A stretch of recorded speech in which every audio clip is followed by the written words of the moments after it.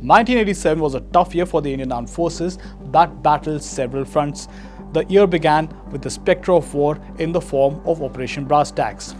The Sumdorong Chu incident in the remote Tawang region had the potential to spark an all-out war with China.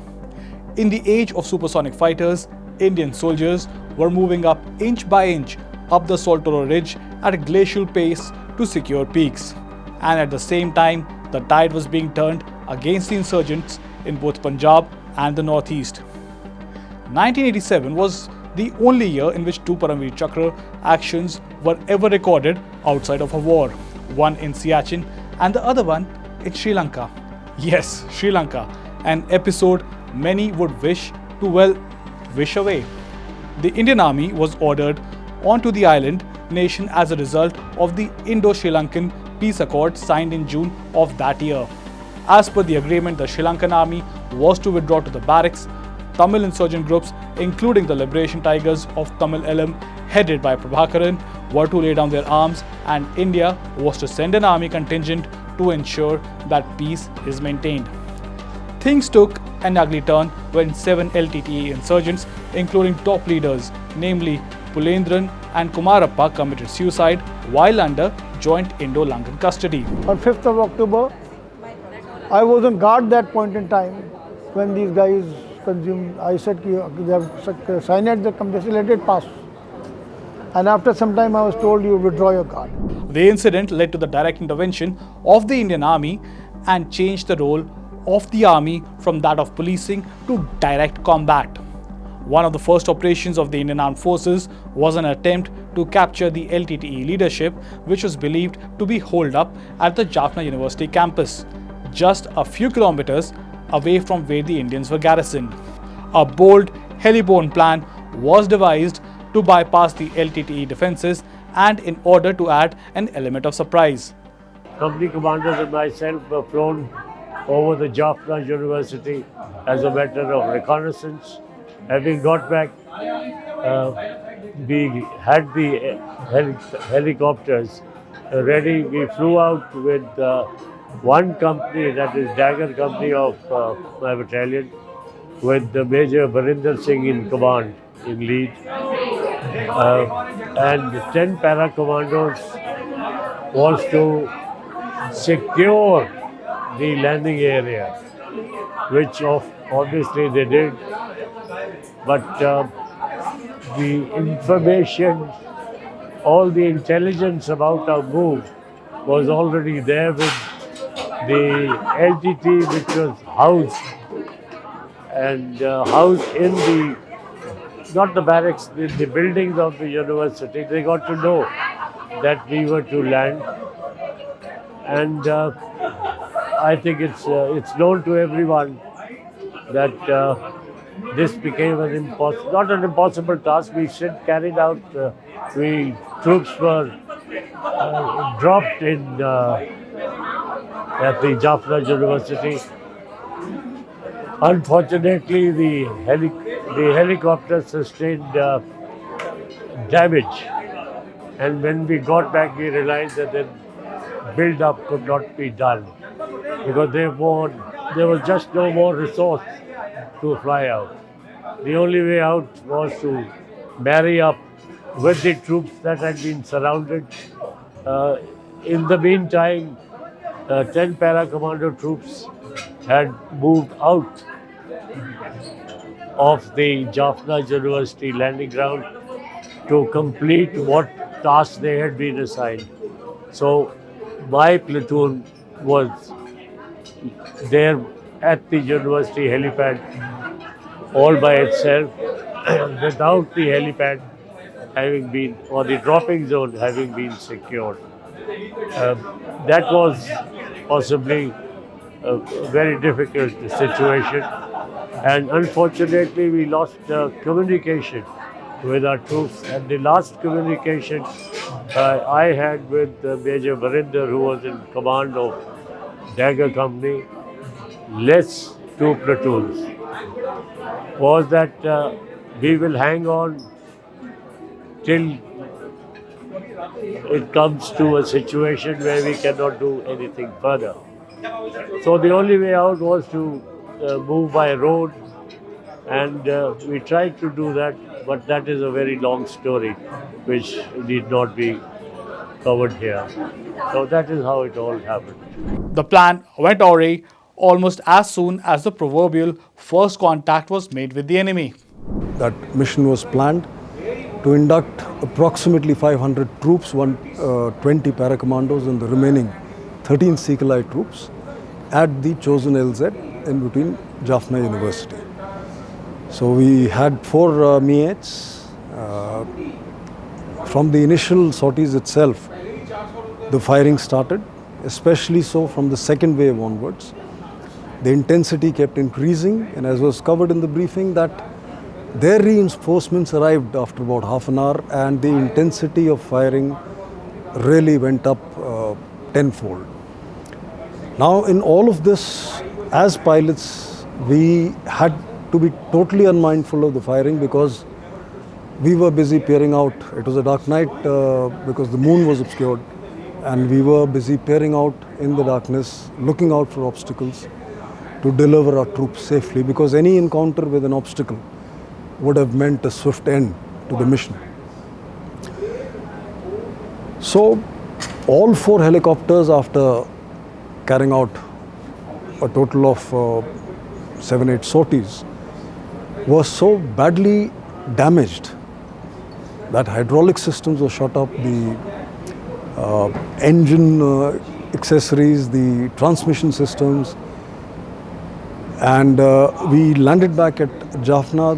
Some of the helicopters barely made it back in the last shuttle, and we carried out a damage assessment after landing, and it was found that all the 4 helicopters, my own generator had been shot up during the thing, and when I had a splinter, I thought my co-pilot or my engineer has gone, but fortunately they were unscathed. It had hit the metallic cover behind me and had splintered, so led to a generator failure. But after the assessment, the mission had to be called off because all 4 MEHs had been rendered unflyable. The mounting casualties began to take a toll. जो सबसे ज़्यादा demoralising factor होता है casualty. Wounded casualty को आदमी फिर भी जज़ब कर लेता है, बट जब फेटल कैजुअल्टी होती है उस वक्त at the heat of the moment आप उसके बारे में सोचते नहीं हैं, क्योंकि आप जो आगे दुश्मन का जो गोली है आपने उसको नस्ताबूद करना है. जब तक unless you overcome that fire, you will not be able to think or do anything else. So the whole mind is acting on how do you neutralize that fire. The situation at the Jaffna University football field turned landing ground had become grim, as the lone Indian survivor of the battle narrates. ਸਾਨੂੰ 2 helicopter ਮਿਲੇਗੀ. ਪਹਿਲੇ helicopter 'ਚ major ਬਰਿੰਦਰਾ ਸਾਹਿਬ, company commander, delta company, ਤੇ 14 ਸੈਨਿਕ, 15 ਹੋਰ. ਉਹਦੇ ਬਾਅਦ ਦੂਸਰਾ ਹੈਲੀਕਾਪਟਰ ਗਿਆ, ਸੂਬੇਦਾਰ ਸਕੂਲ ਸਾਹਿਬ, 14 ਜਵਾਨ. ਜਦ ਜੀ ਹੈਲੀਕਾਪਟਰ ਲੈਂਡ ਹੋ ਰਹੇ ਸੀ, ਲੈਂਡ ਨਹੀਂ ਹੋਏ ਪੂਰੇ, ਉੱਪਰ ਭਿਆਰਕ ਨੇ ਉੱਪਰੋਂ ਛਾਲਾਂ ਮਾਰੀਆਂ. ਹਨੇਰਾ ਸੀ, ਫੁੱਲ ਫਾਇਰ ਚੱਲ ਰਿਹਾ ਸੀ, ਕੋਈ ਸਾਨੂੰ ਜੱਜਮੈਂਟ ਨਹੀਂ ਸੀ. ਰਮਜ਼ਾਨ ਸੀ, ਝਾੜੀਆਂ ਝੂੜੀਆਂ ਹੀ ਮਾਰੀਆਂ ਮੁੱਕੀਆਂ. ਸਾਡਾ ਜੀ 11 ਵਜੇ ਫਾਇਰ ਸ਼ੁਰੂ ਹੋ ਗਿਆ. 11 ਵਜੇ ਤੋਂ ਲੈ ਕੇ 4 ਵਜੇ ਤੱਕ ਸਾਡਾ ਫਾਇਰ ਚੱਲਦਾ ਰਿਹਾ. ਪਿੱਛੋਂ ਸਾਨੂੰ ਕੋਈ ਸਪੋਰਟ ਨਹੀਂ ਮਿਲੀ, ਕੋਈ ਸਾਨੂੰ ਮਤਲਬ ਨਹੀਂ ਮਿਲਿਆ. ਮਨੀਸ਼ਨ, ਜਿਹੜਾ ਮਨੀਸ਼ਨ ਸੀ ਸਾਰਾ ਖਤਮ ਹੋ ਗਿਆ. ਮੇਰੇ ਕਾਲੇ ਉਹ ਗਨ ਹੁੰਦੀ ਘੁੰਮਦੀ, ਉਹਨੂੰ ਕਹਿੰਦੇ MMG, ਸਮਝਦੇ, ਉਹ ਘੁੰਮਦੀ ਹੁੰਦੀ ਹੈ. ਉਹ 1 ਸਕਿੰਟ ਦੇ ਵਿੱਚ 1000 ਰਾਊਂਡ ਕੱਢਦੀ ਹੈ. 3 ਜਣੇ ਉਹਦੇ 'ਤੇ ਹੁੰਦੇ ਆ. ਉਹਦੇ ਪਿੱਛੇ ਲਿਖਿਆ ਹੁੰਦਾ ਵੀ ਜਿੰਨੀ ਮੈਂ ਤੇਜ਼ ਹੈ ਇਹਨੂੰ ਦੁੱਗਣਾ ਤੇਜ਼ ਬੰਦਾ ਹੋਣਾ ਚਾਹੀਦਾ. ਜਿਹੜੇ ਮੇਰੇ ਮਤਲਬ ਸੱਜੇ ਸੀ ਖੱਬੇ ਸੀ ਦੋਨੋਂ ਮੇਰੇ ਸਾਥੀ,